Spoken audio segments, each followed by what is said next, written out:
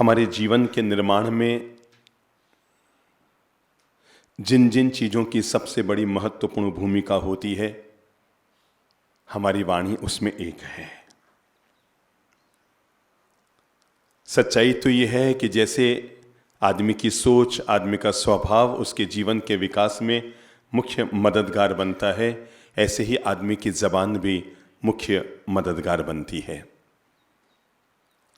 अगर हमारी आंखें सुंदर है तो दुनिया हमें सुंदर नजर आएगी, पर हमारी ज़बान अगर सुंदर है तो हम दूसरे लोगों को सुंदर नजर आएंगे।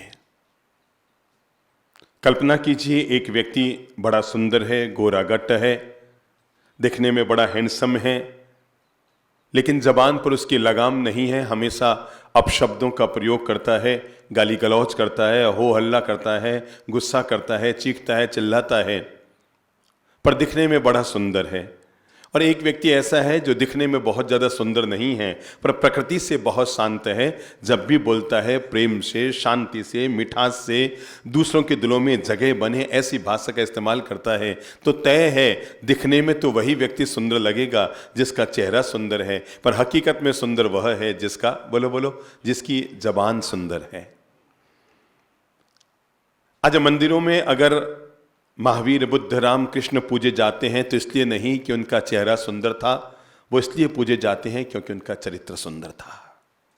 और चरित्र को सुंदर बनाने के जो खास खास चरण होते हैं, उनमें एक चरण होता है और वह है हमारी भाषा की मधुरता। अपन लोग जिस शहर में बैठे हैं ना, जोधपुर, ये अपनी भाषा की मधुरता के लिए पूरे देश भर में लोकप्रिय है। यहां पर लोग बड़ा शालीनता से बोलते हैं, सा लगाकर बोलते हैं, हुक्म लगाकर बोलते हैं, बहुत मिठास से बोलते हैं, बहुत शांति से बोलते हैं। छोटी मोटी बात तो यहां पर लोग टाल ही देते हैं। बहुत कम झगड़े होते हैं इस शहर में, क्योंकि यहां के लोग बड़े परस्पर मधुरभाषी हैं। हमारी जबान की जो मधुरता होती है, हम जब भी किसी से बोलते हैं ना, दो में से एक काम करते हैं, या तो सामने वाले के दिल में उतरते हैं या सामने वाले के दिल से उतरते हैं। बुद्धि लगाइए, हम जब भी किसी से मिलते हैं, जुलते हैं, बातचीत करते हैं, तो हम दो में से एक काम करते हैं, या तो हम उसके दिल में उतरते हैं या बोलो बोलो दिल से उतरते हैं। अब एक बार आप बुद्धि लगाओ, कौन व्यक्ति है जो हमारे दिल में उतरेगा और कौन व्यक्ति है जो हमारे दिल से उतरेगा। जो प्रेम से बोलते हैं वे पड़ोसी भी दिल में उतर जाते हैं, और जो रोज टेढ़े बोलते हैं वे पति भी दिल से उतर जाते हैं। महिला कहती है, देखो देखो वो पड़ोस वाले भैया है ना, कितना मधुरता से बोलते हैं। एक आप हैं जो 24 घंटा साथ रहते हैं पर फिर भी जिंदगी में मिठास नहीं घोल पाते हैं। तो हम जब भी बोलें प्रेम से, मिठास से, शालीनता से, सभ्यता से बोलें। भाषा के लिए 3 शब्द सदा याद रखें। भाषा हमारी हमेशा शिष्ट होनी चाहिए, भाषा हमारी मिष्ट होनी चाहिए, भाषा हमारी इष्ट होनी चाहिए। नंबर 1 इष्ट हो, नंबर 2 शिष्ट हो, नंबर 3 मिष्ट हो। अगर ये 3 चीजें एक साथ किसी इंसान में आ गई है तो वो विशिष्ट तो अपने आप हो जाता है। जो शिष्ट है, नंबर 2 जो मिष्ट है, नंबर 3 जो इष्ट है। शिष्ट मतलब शालीनता से बोले। कभी भी जिंदगी में ऐसा कोई वचन न बोलें, ऐसा कोई कर्म न करें जिससे सामने वाले व्यक्ति का पानी उतरता हो, किसी को बेइज्जत होना पड़ता हो। ऐसे शब्द 4 लोगों के बीच न बोलें। हो सकता है आप बड़े हैं, 4 लोगों के बीच आपको कोई भी बात बोलने का हक हो सकता हो, पर जब भी बोलें 4 लोगों के बीच या अकेले में बोलें, अपनी भाषा की शालीनता का सदा उपयोग रखें। चलिए एक बात बताइए, भाई साहब आप कौन से शहर से आए हैं? इंदौर से आए हैं ना। चलिए एक बात बताइए, इंदौर में लगभग डेंटिस्ट कितने होंगे, दांत के डॉक्टर कितने होंगे? लगभग 500 डेंटिस्ट आपके इंदौर शहर में होंगे। इस बार जाके पता करके आना, दांत के डॉक्टर तो 500 है, जीभ के डॉक्टर कितने हैं वहां पर? एक बार पता करके आइएगा। दांत के तो 500 डॉक्टर हैं, पर जीभ के डॉक्टर कितने हैं? क्यों? दांत कड़क है, इसको ठीक करने के लिए रोज डॉक्टरों की जरूरत पड़ती है। जीभ नरम है, अगर इसमें कट भी लग जाए तो अस्पताल जाने की जरूरत नहीं पड़ती है, ये अपने आप अपने घावों को भर लिया करती है। इसलिए जीभ के डॉक्टर जल्दी नहीं मिलेंगे, कोई पूरे शहर में इक्का दुक्का मिलेगा आपको, वो भी कोई बड़ी भारी अस्पताल हो तो। बाकी दांत के डॉक्टर बहुत ज्यादा जरूरत पड़ती है। दांत कड़क है, टेढ़े हैं, दांत हमेशा कड़काई से पेश आते हैं, तो इसलिए इनके लिए डॉक्टर की जरूरत पड़ती है। जीभ नरम है, इसलिए मैंने कहा हमारी भाषा शिष्ट हो। मैं जब भी बोलूंगा शालीनता से बोलूंगा, मेरी भी इज्जत बढ़े और सामने वाले की भी इज्जत बढ़े। मैं ऐसे शब्दों का इस्तेमाल करूंगा। चार लोगों के बीच कभी भी आप किसी को बेइज्जत करके जिंदगी में खुशियों को नहीं पा सकते हैं। भाई कभी किसी का पलड़ा भारी है, कभी किसी का पलड़ा भारी है, ये तो जीवन के खेल है, बदलते रहते हैं। पर महान व्यक्ति की पहचान यही होती है कि वो जैसे जैसे बड़ा होता है, आपको पता है कैरी जब तक कच्ची होती है तब तक अकड़ी भी रहती है और खट्टी भी होती है, और जैसे जैसे पकती है तो झुक भी जाती है, विनम्र भी हो जाती है और मीठी भी हो जाती है। अगर हम हमेशा अकड़ कर रहेंगे, अकड़ की भाषा बोलेंगे, अहंकार की भाषा बोलेंगे, एक बात ध्यान रखना, आज नहीं तो कल हर इंसान को आसमान में उड़ने वाले हवाई जहाज को याद रखना चाहिए कि उसने अपने उड़ने की शुरुआत भी जमीन से की थी और उसका समापन भी जमीन पे ही करना पड़ेगा।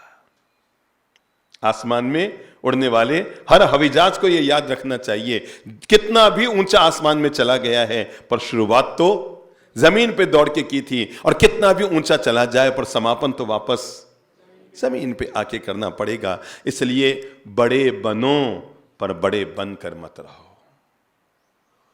मंत्र याद रख लीजिए, क्या? बड़े, बोलो बोलो बोलो बोलो, बड़े बनो पर बड़े बनकर मत रहो। अगर आप बड़े बनेंगे तो सबको गौरव मिलेगा, लोग आपका अभिनंदन करेंगे, लोग आपका सम्मान करेंगे, अपने दिल में आपके लिए सम्मानजनक जगह बनाकर रखेंगे अगर आप बड़े बनेंगे तो। और अगर आप केवल बड़े बनकर रहेंगे, लोग कहेंगे यूं यूं आपके पीछे करते रहेंगे। इसलिए पहली बात ध्यान रखो, हम हमेशा शिष्टता से बोलेंगे। नंबर 2, जब भी बोले इष्ट बोले। महाभारत में 2 लाइन कही गई है, सत्यम ब्रूयात। आगे किसको याद है? प्रियम ब्रूयात, सत्यम ब्रूयात। लेकिन इसके साथ साथ क्या जरूरी है? प्रियम ब्रूयात। यहीं तक बात खत्म नहीं की, न ब्रूयात सत्यम अप्रियम। नंबर 1 बात कही गई, सत्य बोलो, पर इसके लिए पहली जरूरत है आपका सत्य प्रिय जरूर होना चाहिए। ऐसा सच भी मत बोलो जो सामने वाले के दिल में घाव करता हो। ऐसा सच भी मत बोलो जो सामने वाले के दिल में आपके लिए जगह को बिगाड़ता हो। ऐसा सच में मत बोलो जो किसी की इमेज को खराब करता हो। सत्यम ब्रूयात, पर शर्त है प्रियम ब्रूयात। वही सत्य बोलो जो प्रिय हो, या तो जो प्रिय हो वही सत्य बोलो, या सत्य को भी प्रिय बनाकर बोलो। अजी भाई, दुनिया की हर खांसी की जो दवाइयां होती है ना, वो कड़वी होती है। इसीलिए आपने देखा होगा हर खांसी की दवाई की सिरप बनाकर दी जाती है, चाशनी डालकर दी जाती है। अगर आप चाशनी डालकर खांसी की दवाई बच्चे को देंगे तो गिटक जाएगा, और सीधी कड़वी दवाई दे देंगे तो आदमी गिटक नहीं पाएगा। सत्यम ब्रूयात, प्रियम ब्रूयात। आगे ना ब्रूयात, ना ब्रूयात मतलब मत बोलो। क्या? सत्य जो अप्रिय हो ऐसा सत्य भी अपने द्वारा मत बोलो। मैंने कहा शिष्ट बोलो। नंबर 2, इष्ट बोलो। इष्ट मतलब सामने वाले को पसंद आए। और नंबर 3, मिष्ट बोलो, मधुरता से बोलो। मधुरी वाणी बोलिए, मन का आपा खोल, और को शीतल करे, आप हो शीतल होए। ऐसी वाणी बोलो, बोलो सब बोल लो। ऐसी वाणी बोलिए, मन का आपा, और को शीतल करे, आप हो शीतल होए। ऐसी वाणी बोलिए कि मन का आपा खोल। मुझे एक व्यक्ति ने आके कहा, साहब ऐसी वाणी बोलिए कि सबसे झगड़ा होए। क्या? कुछ लोग होते हैं जिनको झगड़ने के लिए कोई नहीं का अवसर चाहिए। जब तक सुबह से शाम तक एक बार गुस्सा न कर ले उनको शांति नहीं। तो ऐसी वाणी बोलिए कि सबसे झगड़ा होए। मैंने कंधे पे हाथ रख के कहा, पर ऐसी वाणी बोलिए कि सबसे झगड़ा होए, पर उससे मत झगड़िए जो आपसे तगड़ा होए। ठीक है? उससे बिल्कुल मत झगड़िए जो आपसे तगड़ा होए।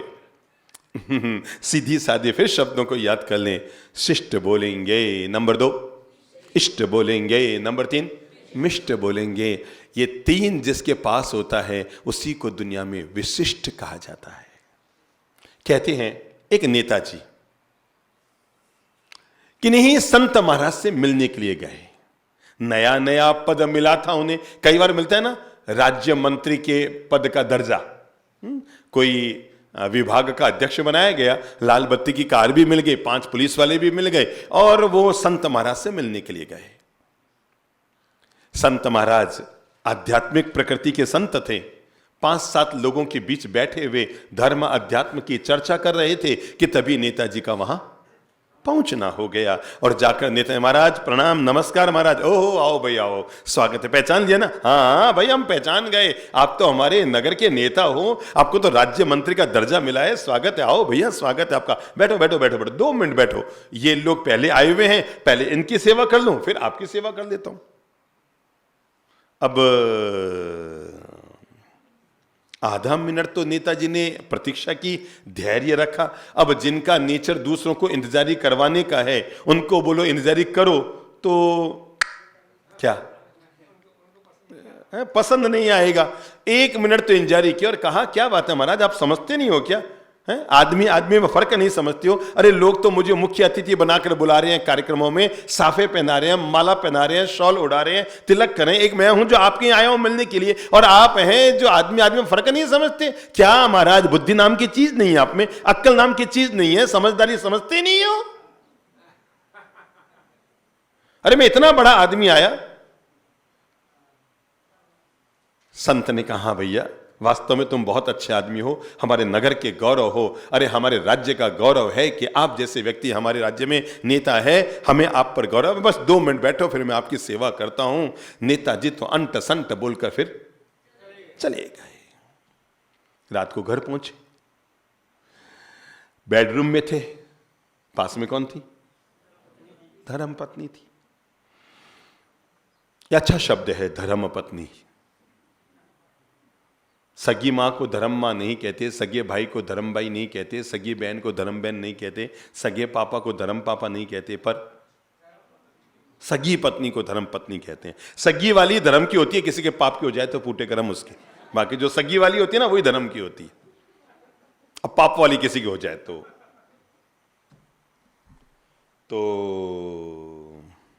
धर्म पत्नी पास में थी। दिन बन के अनुभव सुनाए, वहां गया, शॉल साफा माला, देखो 10 एक तो शॉल लाया हूं, 10-15 साफे भी इकट्ठे करके लाया हूं, मालाएं भी इतनी सारी आई है, अरे 5-10 स्मृत चिन्ह भी लेके आया हूं, सब अपनी दिन भर। अरे वो महाराज है ना, वहां भी गया था।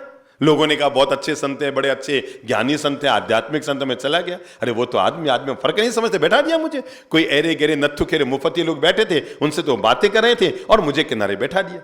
अब मैं 2 मिनट तो मैंने इंतजारी की, फिर मैं तो महाराज को सुना के आ गया। अरे यार सच्ची में आदमी आदमी में फर्क नहीं समझते, अक्ल नहीं है महाराज में तो। पर एक बात बताऊं कि क्या महाराज मुझे पहचान गए और एक कहने लगे, हमारे नगर का गौरव हो, हमारे राज्य के गौरव हो, हमें गौरव है कि हमारे राज्य में तुम्हारे जैसे नेता है, ये वो। पता नहीं महाराज ने मेरी बहुत तारीफ कर दी रवाना होते होते।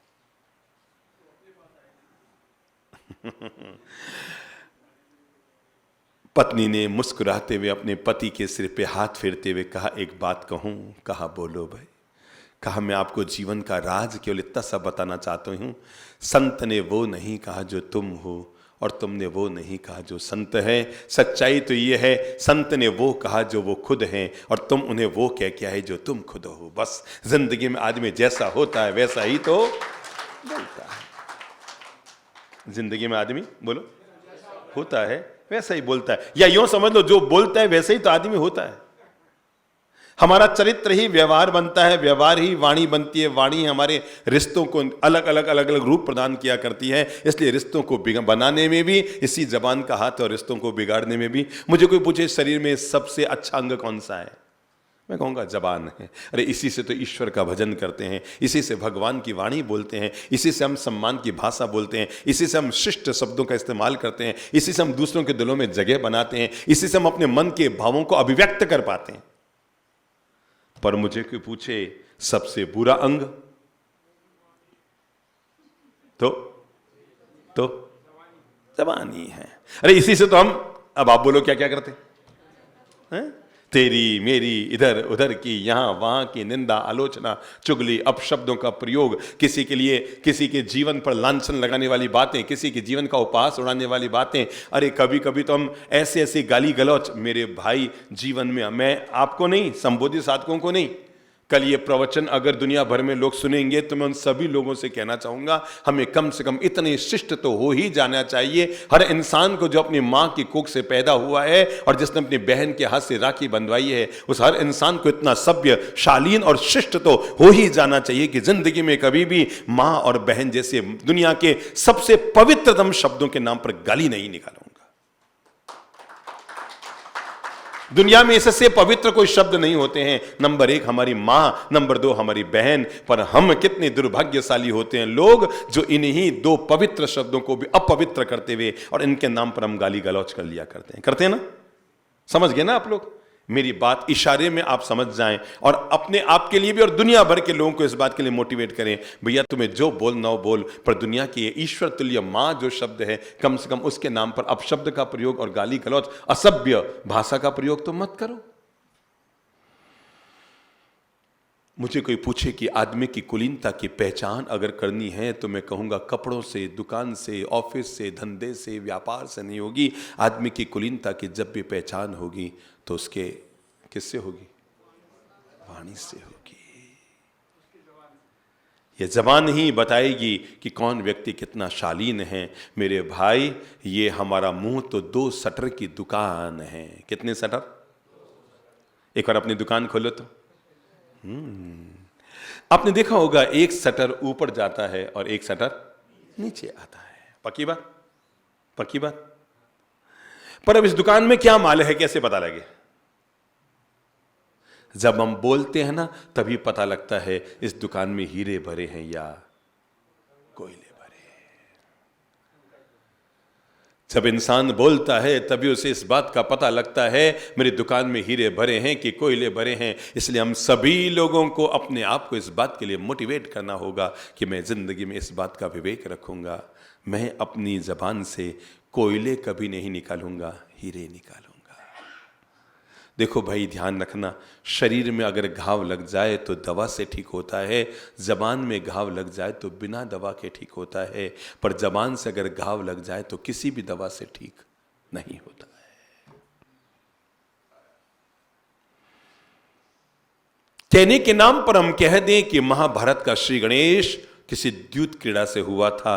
कहने के नाम पर हम कह दें कि कौरव और पांडवों में अनबन बनी थी, इसलिए महाभारत का श्री गणेश हुआ। पर मैं आपको कैसे बताऊं, महाभारत जो भारत के इतिहास का एक धुंधला इतिहास बन गया होगा, पर उसका श्री गणेश न तो द्यूत क्रीड़ा से हुआ था, न कौरव और पांडवों से हुआ था। हमारी चलने वाली बेलगाम हमारी जबान से हुआ था। जब एक नारी के द्वारा किसी का उपहास उड़ाते हुए कह दिया गया कि जब दुर्योधन चल रहा था और चलते हुए सामने उसे लगा कि दरी बिछी हुई है जबकि वहां पर पानी था, और सामने उसे लगा कि यहां पर पानी है जबकि वहां पर जमीन थी, और इसी द्वंद्व में वो जमीन पर चल गया धोती ऊपर करके और पानी में उतर गया अपनी धोती गीली करके। और तभी दूर खड़ी हुई एक नारी जिसने महाभारत के इतिहास को मोड़ दिया, जिसने महाभारत के भविष्य को मोड़ दिया, जिसने हस्तिनापुर के पूरे भविष्य को मोड़ दिया। और तब उसके मुंह से निकल पड़ा, अंधे का बेटा तो आखिर अंधा ही होता है।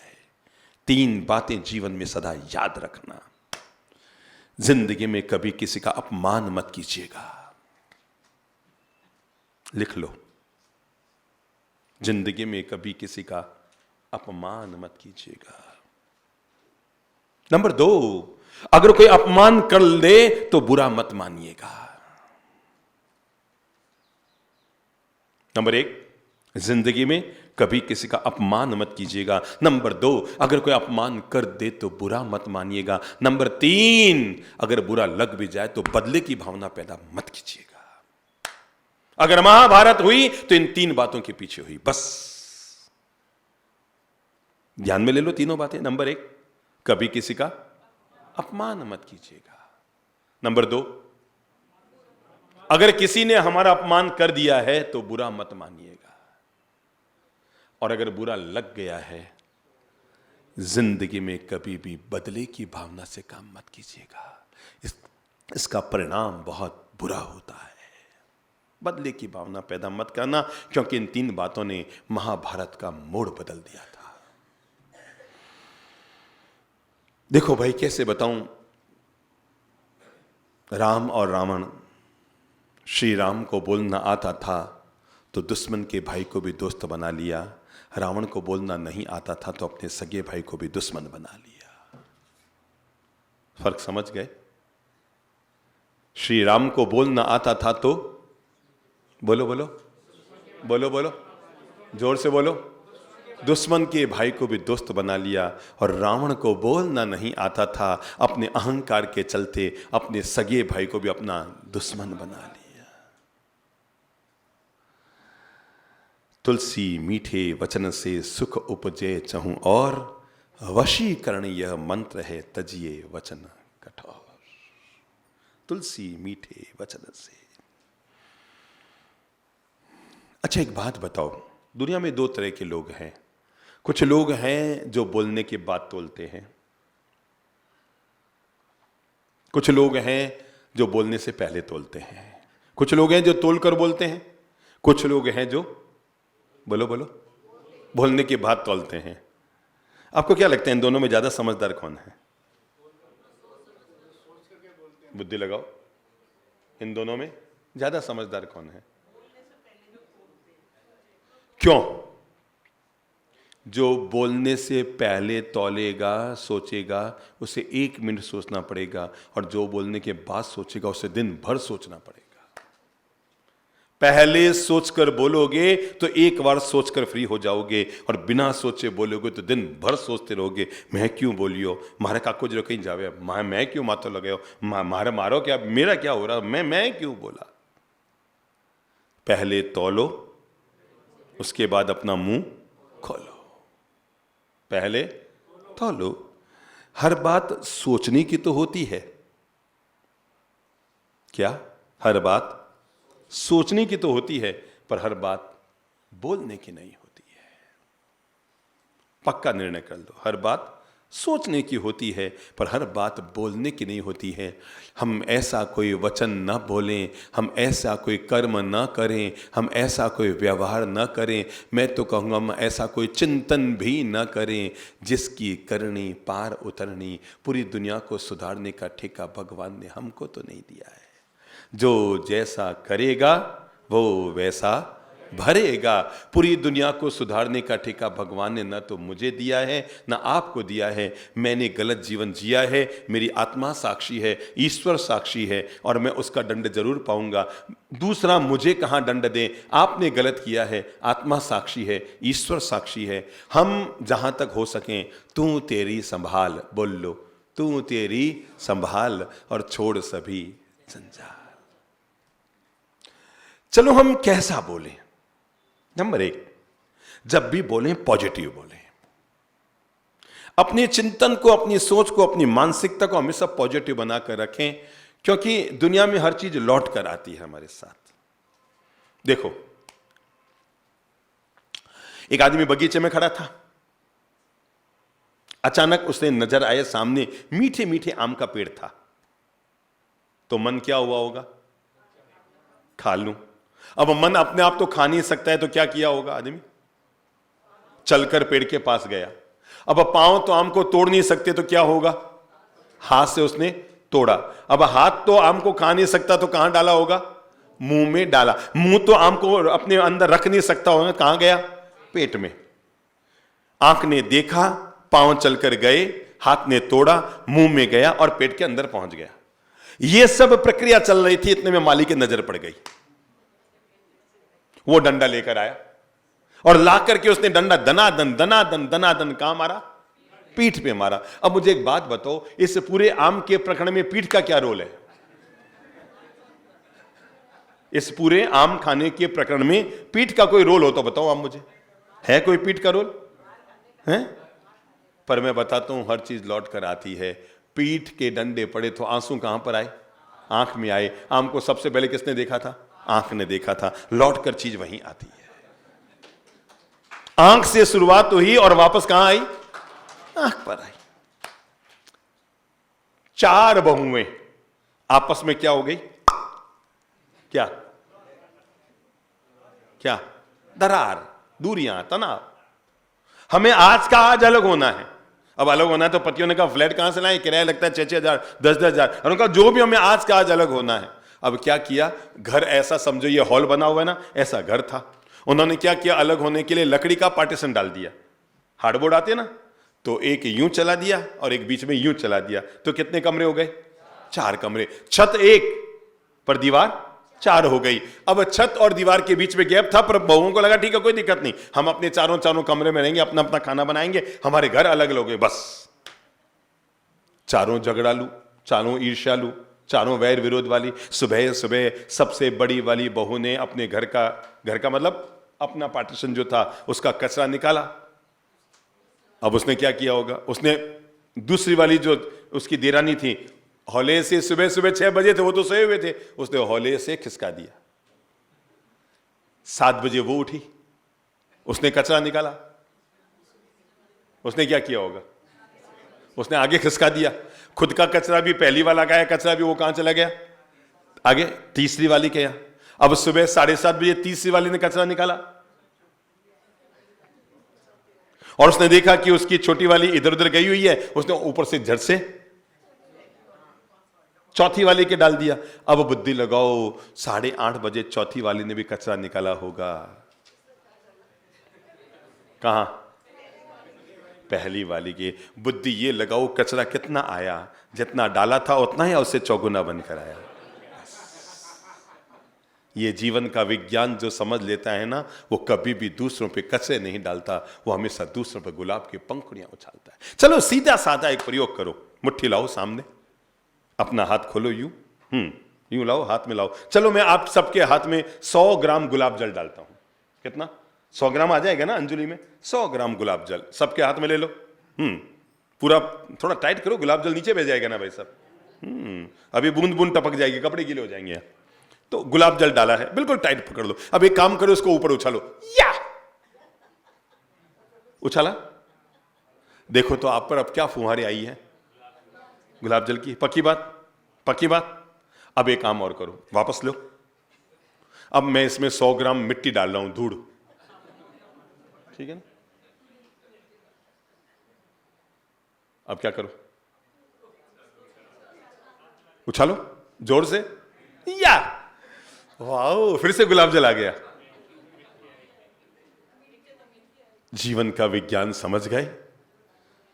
सम्मान की भाषा बोलोगे तो सम्मान के शब्द सुनने को मिलेंगे, अपमान की भाषा बोलोगे तो अपमान के शब्द सुनने को मिलेंगे। मेरे भाई, अगर आप किसी का सम्मान करेंगे तो बदले में आपको भी सम्मान मिलेगा, पर आप किसी का अपमान करेंगे तो सामने वाला आपकी आरती तो नहीं उतारेगा। तो खुद ही, मैं तो क्या आपको बातें सिखाऊं, प्रवचन दूं, खुद ही अपने आप को प्रवचन देकर प्रेरित कर लीजिए, अपने आप को मोटिवेट कर लीजिए, अपने आप को प्रभावित कर लीजिए और खुद को ये प्रेरित कर लीजिए, खुद को ये प्रेरणात्मक वचन दे दीजिए, मैं अपने जीवन में आज के बाद जब भी बोलूंगा पॉजिटिव बोलूंगा, कर्म पॉजिटिव करूंगा। ऐसा कोई कर्म ना हो जाए जिससे किसी का दिल दुखे, कभी मत करना। इससे बड़ा दुनिया में कोई पाप नहीं होता, हमारे द्वारा ऐसा कोई कर्म करना कि जिससे किसी का दिल दुख जाए। मैं कहूँगा आज ही अपने अंतर मन को निर्मल करके ये संकल्प ले लो, भगवान मैं ऐसा कोई शब्द न बोलूँ, ऐसा कोई व्यवहार न करूँ, ऐसा कोई कर्म न करूँ, ऐसा कोई कृत्य न करूँ, जो किया मैं उसके लिए मिच्छामि दुक्कडम, सॉरी कहता हूँ। श्री प्रभु के साक्षी में मैं पवित्र भाव से अपने मन के दशाओं को निर्मल करता हूँ, पर भविष्य के लिए संकल्प करता हूँ मैं ऐसे किसी शब्द, भाषा, वर्ण, व्यवहार, कर्म का उपयोग, विचार तक भी नहीं करूंगा जिससे कभी किसी की जिंदगी में आग लगे, कभी किसी जिंदगी में पीड़ा पहुंचे, कभी किसी को तकलीफ पहुंचे, कभी किसी को दुख हो, कभी किसी को ठेस पहुंचे। नंबर 2, पहला मैंने क्या कहा, जब भी बोलेंगे पॉजिटिव बोलेंगे। बात बिगड़ रही हो तब भी अपनी तरफ से हमेशा भी पॉजिटिव बोलेंगे, सकारात्मक बोलेंगे, अच्छा बोलेंगे। नंबर 2, जब भी बोलेंगे तौल कर बोलेंगे, सोच कर बोलेंगे। जो आया सो बोलने की जरूरत नहीं है। याद रखना, बोलना अगर चांदी है तो कभी कभी चुप रहना सोना बन जाता है। बोलना अगर चांदी है तो चुप रहना सोना बन जाता है। ये चंद्रप्रभ जी महाराज का वो वचन है जो दुनिया में लाखों लोगों ने अपने जीवन में जोड़ रखा है, और ये जोड़ रखा है कि हम जब भी बोलेंगे तौल कर बोलेंगे। हर बात बोलने की नहीं होती, और हर बात का खुलासा करने की जरूरत नहीं होती, और हर बात की प्रतिक्रिया करने की जरूरत भी नहीं होती। कभी कभी मौन भी हमारे कार्य को सिद्ध कर देता है। ठीक है, आज पत्नी आपके सामने बोल पड़ी, 4 टेढ़े शब्द बोल दिए, अब क्या होगा? आप आवेश खा गए। तू मेरे सामने जबान चलाती है? नहीं नहीं नहीं नहीं, आप तो महीने में 20 दिन जबान चलाते हो, चिल्लाते हो, आज वो वापस चिल्ला पड़ी। मेरे भाई, आज सुबह सुबह कोई महानुभाव या योगा करा रहे थे, है ना, तो कोई क्या शक्ति ऐसे कुछ बात आई थी, तो मुझे लगा कि भाई आज तक दुनिया में नारी को नारी शक्ति कहा जाता है, तो मुझसे किसी ने पूछा पुरुष को शक्ति क्यों नहीं कहा जाता? तो मैंने कहा उसको सहन शक्ति कहा जाता है। क्या? उसको सहन शक्ति कहा जाता है। हम अपने आप को इस बात के लिए मोटिवेट करें, मैं जब भी बोलूंगा तौलकर बोलूंगा। नंबर 3, अपने आप को इस बात के लिए भी तैयार करें, मैं जब भी बोलूंगा मिठास से भी बोलूंगा। सोच लो, हम टेढ़ा ही बोलेंगे या मीठी वाणी का भी प्रयोग करेंगे? और मैं जब भी बोलूंगा सामने वाले को सम्मान देते हुए बोलूंगा। क्या देते हुए? सम्मान देते हुए बोलूंगा। भगवान श्री महावीर ने भाषा से जुड़ी हुई 2 बातें कही है। नंबर 1 भाषा समिति, नंबर 2 वचन गुप्ती। शब्द को याद कीजिए, नंबर 1 भाषा समिति, नंबर 2 वचन गुप्ती। इन दोनों शब्दों को बारीकी से समझ लें। भाषा समिति का मतलब होता है, भगवान ने जो 5 समितियां दी हैं उनमें एक समिति है भाषा समिति, यानी हम जब भी बोलेंगे विवेक पूर्वक बोलेंगे। क्या कहा मैंने? हम जब भी बोलेंगे तो विवेक पूर्वक बोलेंगे। और वचन गुप्ती का मतलब होता है, हम इस बात का भी विवेक रखेंगे कि मुझे कब कौन सी बात नहीं बोलनी है। क्या बोलना यह सिखाती है भाषा समिति, और क्या नहीं बोलना यह सिखाती है वचन गुप्ती। फिर से दिमाग में ले लो, क्या बोलना यह सिखाती है भाषा समिति, और क्या नहीं बोलना यह हमें पाठ सिखाती है वचन गुप्ती। ऐसी वाणी मत बोलो जिससे किसी का दिल टूट जाए। स्कूल में लिखा रहता है उसूल न तोड़े। क्या? स्कूल में लिखा रहता है उसूल न तोड़े, और बगीचे में क्या लिखा रहता है? फूल न तोड़े। स्कूल में लिखा रहता है उसूल न तोड़े, बगीचे में लिखा रहता है फूल न तोड़े, और खेलों में लिखा रहता है प्लीज रूल न तोड़े। पर मैं कहूंगा अपनी जबान से कभी का दिल न तोड़े। ठीक है?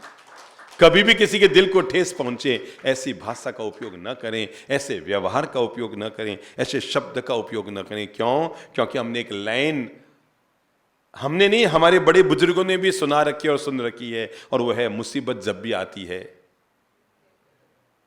किसके रास्ते?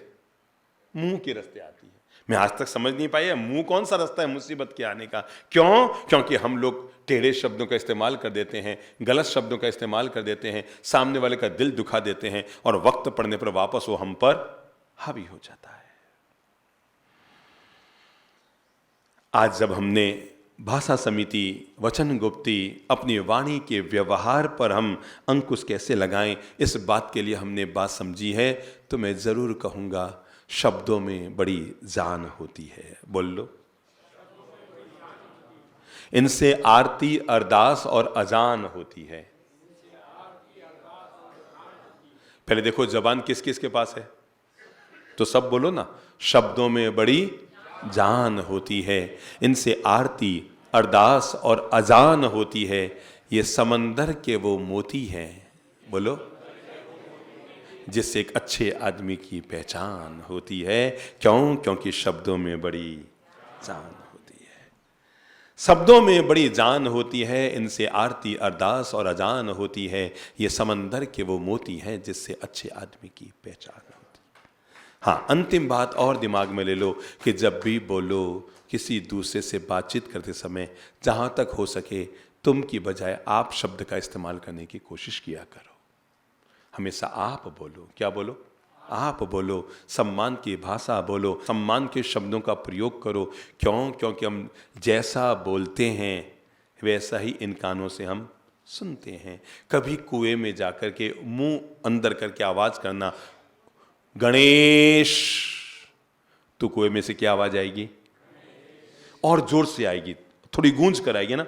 आप बोलेंगे गणेश, कुएं से आवाज आएगी गणेश गणेश गणेश गणेश गणेश। अब एक प्रयोग और करना, कुएं में मुंह करके बोलना गधे। कुआं वापस कहेगा बोलो गणेश। क्या कहेगा? क्या कहेगा? गधा। अगर आपको गणेश सुनना है तो गणेश बोलो, और गधा सुनना है तो, क्योंकि इन कानों से हम वही सुनते हैं जिस मुंह से हम बोलते हैं। अच्छा सुनने के लिए अच्छा बोलना जरूरी है। सम्मान की भाषा सुनने के लिए सम्मान के शब्द बोलने जरूरी है। आप अगर चाहें कि आपकी धर्मपत्नी आपके मम्मी पापा की तारीफ करें तो इसके लिए जरूरी है कि आप क्या करें? बताओ। उनके मम्मी पापा की तारीफ करें। भाई आपके मम्मी पापा बहुत अच्छे हैं, बहुत बहुत अच्छे हैं। तो तय है जब आप उसकी तारीफ करेंगे तो वो भी आपके मम्मी पापा की तारीफ करेगी। अब आप उसके मम्मी पापा के लिए टेढ़े शब्द बोल रहे हैं तो वो भी आपके मम्मी पापा के लिए ढूंढना शुरू कर देगी, मैं इनकी क्या गलतियां निकालूं, क्या कमियां निकालूं। कभी किसी की गलती न निकालें, कभी किसी की कमी न निकालें, कभी किसी की चूक न निकालें। किसके जीवन में कब कौन सा उदय आता है तब उससे भूल हो जाती है। हो सकता है सामने वाला तो उस भूल को करके सुधर भी गया हो, पर आप अगर अपनी जबान से उस भूल का चर्चा करेंगे तो आपकी जबान बेवजह है गंदी हो जाएगी। प्रेम से, मिठास से, शांति से, सम्मान से अपने शब्दों का इस्तेमाल कीजिए। एक लाइन सदा याद रखना, पानी अगर मर्यादा तोड़े तो नाश होता है। पानी अगर मर्यादा तोड़े तो नाश होता है, पर वाणी अगर मर्यादा तोड़े तो सर्वनाश होता है। पानी अगर मर्यादा तोड़े तो नाश होता है, पर वाणी अगर मर्यादा तोड़े सर्वनाश होता है।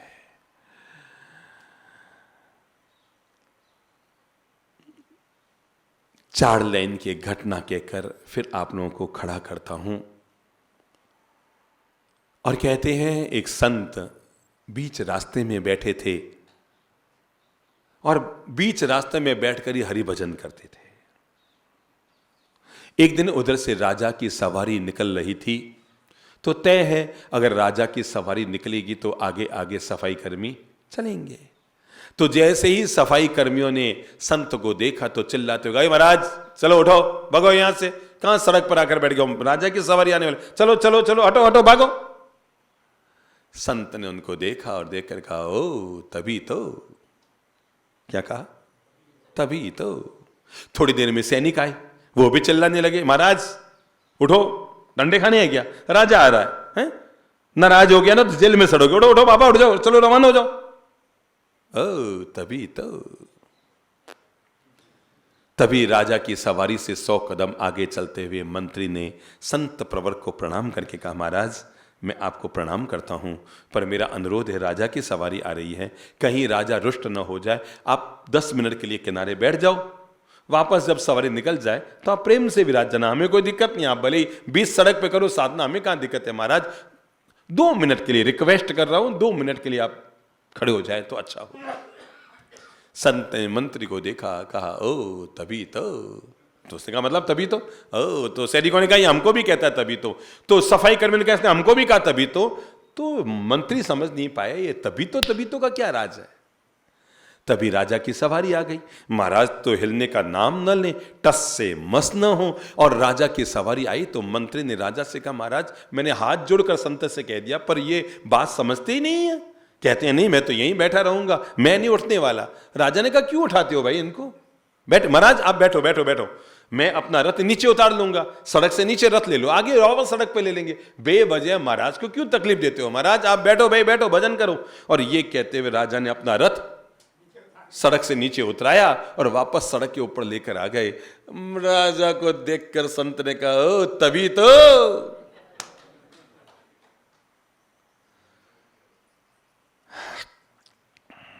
मंत्री बड़ा असमंजस में पड़ गया कि ये तभी तो क्या कर रहे हैं महाराज? सफाई कर्मी से लेकर राजा को सबको एक ही से ही सरा रहे हैं। तो आखिर मंत्र से रहा न गया, उसने कहा महाराज एक मिनट रुको, आप पहले इस महाराज से समाधान लेना, ये तभी तो आपको भी कह रहा है तभी तो राजा ने पूछा महाराज ये क्या है आपका तभी तो? कहा कुछ नहीं भाई, मैं तो जबान को देखकर ही आदमी के जीवन का निर्णय लेता हूं। पहले चरण में तुम्हारे लोग आए, आते ही चिल्लाने लगे, हो हल्ला करने लगे, गाली गलौज करने लगे, मैं समझ गया तभी तो भगवान ने इनको केवल सड़क पर सफाई तक के लिए रोड छोड़ दिया है। और उसके बाद तुम्हारे सैनिक आए, वो थोड़ा सा सम्मान से बोले तो मुझे लगा तभी तो भगवान ने इनको सैनिक बना दिया। और महाराज जब आपके मंत्री आए ना, इन्होंने बहुत हाथ जोड़कर अनुनय से मुझे कहा कि किनारे विराज जाओ, तो मैंने इनकी जबान को देखकर समझ गया ये इतना मधुर बोलता है तभी तो भगवान ने इसको मंत्री बना दिया है। पर महाराज बाजी तो आप जीत गए जब आपने कहा संत को उठाने की कहां जरूरत है, रथ को नीचे से उठाकर ले जाओ, तो मुझे जवाब आया तभी तो भगवान ने इसको राजा बनाया है। ये आदमी के जबान का फर्क है।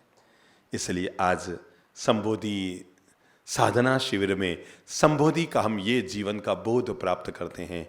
हम वाणी का विवेक रखेंगे, हम सम्मान की भाषा बोलेंगे, हम विवेक पूर्वक बोलेंगे, हर शब्द का प्रयोग करते समय अपने विवेक का उपयोग करेंगे। मेरा हर शब्द, मेरा हर वचन, मेरा हर व्यवहार, मेरा हर कर्म औरों के लिए कल्याणकारी हो। मैं ऐसी भाव दशा के साथ अपने जीवन को जीऊं। बस श्री प्रभु से इतनी ही प्रार्थना है।